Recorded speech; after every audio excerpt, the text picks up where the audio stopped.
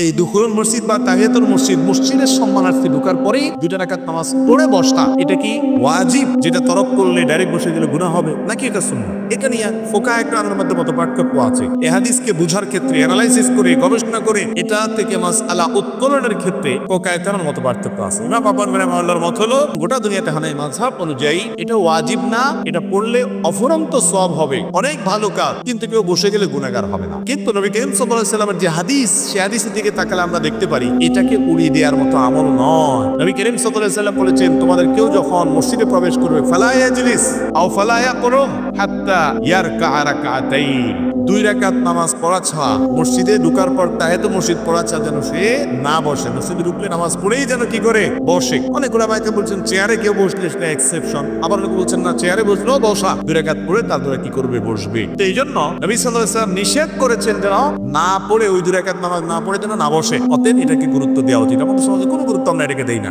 খুব গুরুত্বের সাথে দেখা উচিত। শুধু তাই নয়, একবার নয়, একাধিকবার এরকম হয়েছে। নবী করিম সাল্লাল্লাহু আলাইহি ওয়াসাল্লাম মসজিদে একজন ঢুকেছে, বসে গেছে, পট করে ঢুকে নবীজি দাঁড় করে দিছে, বলছেন তুমি 2 রাকাত নামাজ পড়ছো মসজিদে ঢুকা?